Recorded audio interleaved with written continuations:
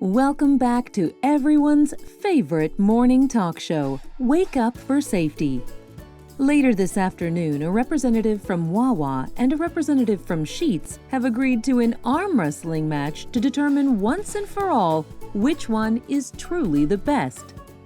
But right now, please welcome a pharmacist from the RWJBH Health System, Armando. Now, Armando, we always like to start with a random trivia question sent in by one of our viewers. And today's question comes to us from Shania, who wants to know what letter in the alphabet is the most Canadian letter? That would be A. I see what you did there. My name starts with an A, and I'm going to be talking about the A in the safety acronym, and your question's answer was essentially A. Nice transition. Did we do that on purpose? We sure did. Well, apparently my writers are way ahead of me. So what makes the letter A so important? Well, in addition to doing a pretty good job kicking off the entire alphabet, when it comes to the safety acronym, the letter A stands for accurately communicate. And I can't tell you what an important behavior that is in healthcare. You can't tell me or won't tell me? Oh, I'm definitely going to tell you. That's just a figure of speech. I guess I should work on my accurate communication. Right. At its core, accurately communicate refers to our obligation to communicate in a clear and timely manner at all times. Which is probably very important as a pharmacist. Actually, it's very important for everybody. Information conveyed or understood incorrectly is dangerous, potentially fatal. So holding yourself and others accountable for this behavior is something we all have to do. Is this something you can just do? Or is it something everyone already knows how to do, but just aren't always doing it? It's definitely something everyone can do, and like most important things, it does require some effort. The good news is there are 4 error prevention tools for this safety behavior. SBAR, phonetic and numeric clarification, 3-way repeat backs and readbacks, and structured handoffs. Some of those words don't even sound familiar. Once I break them down, they'll all make sense and feel like tools anyone can use. The first tool is SBAR, which isn't a word. SBAR is a model for how we communicate issues and concerns so that they are clear and concise. It can be used in both clinical and non-clinical situations, verbally, by phone, or in writing, such as in an email. And each letter stands for a type of information that is important to conveying problems or issues accurately. The S is for situation. What is the immediate problem or issue? B is for background. Provide a brief description of any relevant history or context related to the situation. A, assessment. Your view of the situation, as well as your perception of the urgency of action needed. And finally, R, for recommendation. Your suggestion about what should be done to solve the problem, or your request for guidance on what action to take. One thing that sometimes feels kind of unnatural, but for consistency's sake is vital, is that when communicating, we specifically use the words situation, background, assessment, and recommendation, so that the listener knows the nature of the information you're giving. SBAR helps us cut down on the noise and hear the signal. I do have a helpful tip I can offer if you have a cool helpful tip graphic or something. Wow, the graphics people are on top of things too. SBAR tip. If it's not an emergency or life-threatening, write down your SBAR before actually communicating your issue. Like, write out your SBAR before contacting someone so that you're clear and concise from the get-go.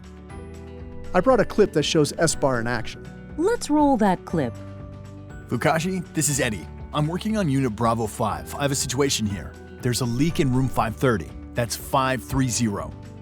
The background is, I walked into the room and I was cleaning up a spill on the floor, and the patient saw that the spill was actually coming from the ceiling.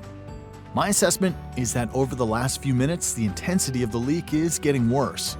My recommendation is that someone come to room 530 as soon as possible.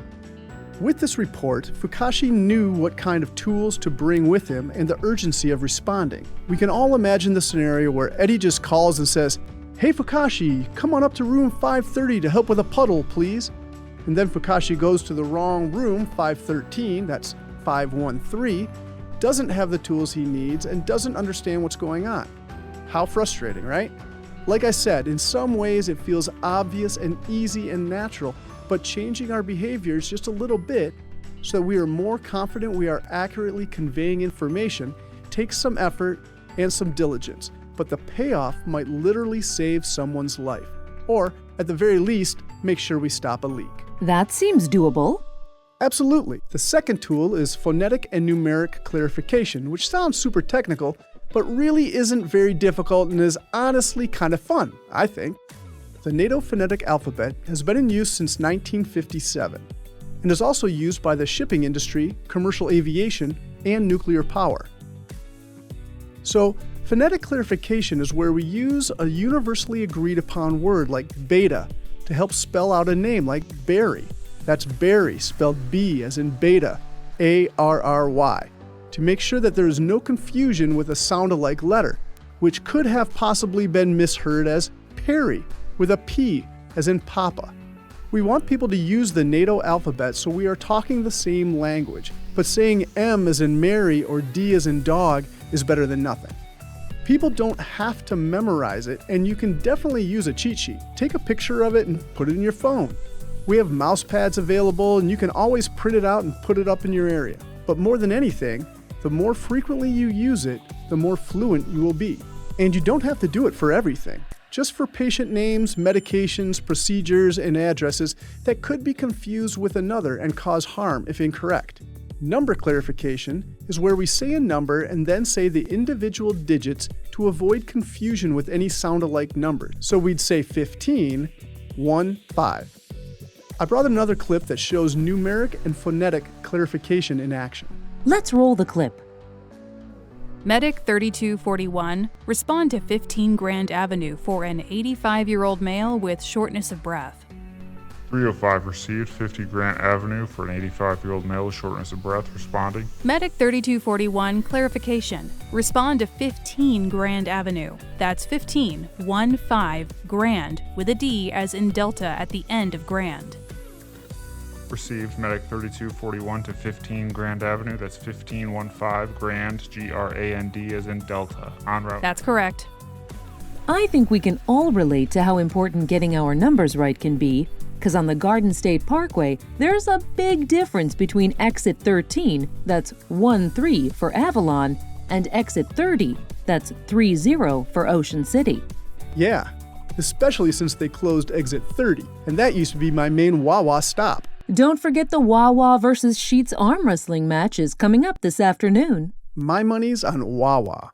Okay, the third tool is three-way readback and repeat back. Three-way readback is when you literally write down information and you read back what you have just written down.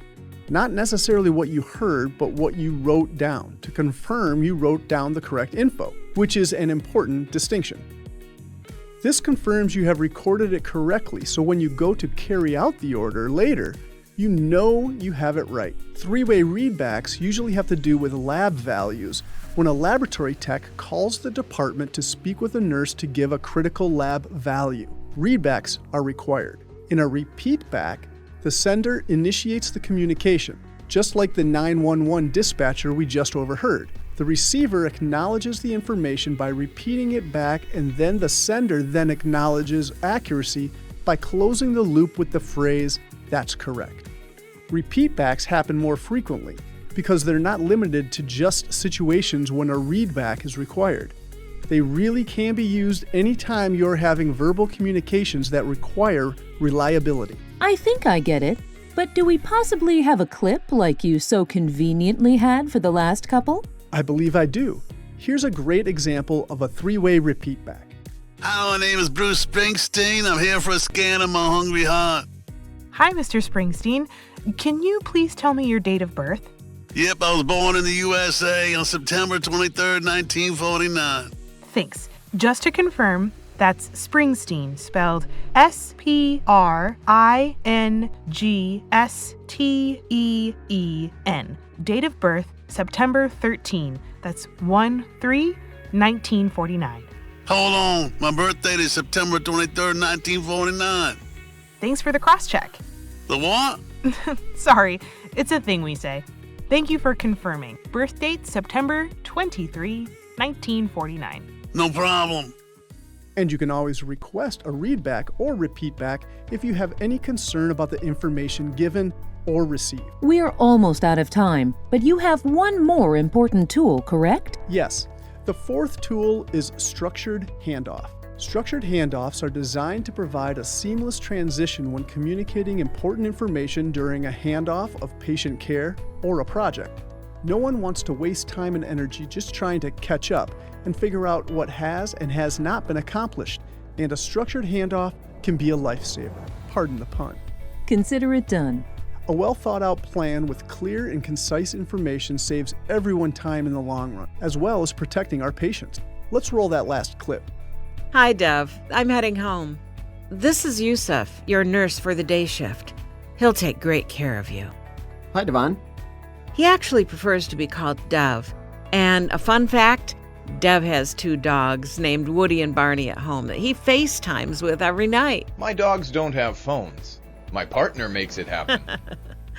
Dove last received pain medication 4 hours ago and is currently rating his pain at 2 out of 10. Correct? What questions do you have? Your report was very thorough. I don't have any. Okay, great. Dove, do you have any questions or would you like to add anything? Is there anything else I can do before I leave? I have the time. See you tonight, Dove. Thanks. That was basically a perfect structured handoff, and that error prevention tool, along with SBAR, phonetic and numeric clarification, 3-way repeat backs and readbacks, can make sure that we are accurately communicating with each other. And these tools are for everyone. Yes, not just pharmacists like me. Nurses, EMTs, environmental services, dietary services, transporters, facility engineers, really everyone at RWJBH. Thanks for talking safety today, Armando.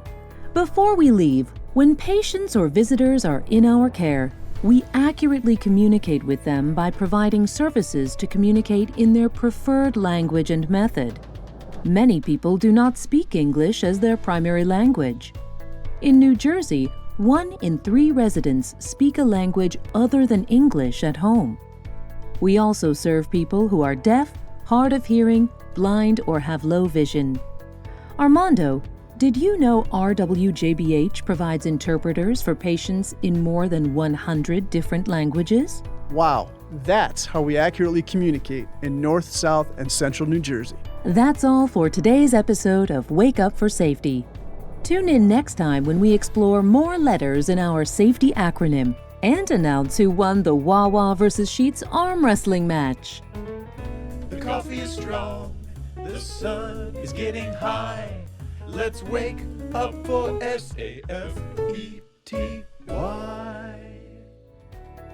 A is absolutely another awesome advocate for achieving safety together, reminding us to always pursue safety together.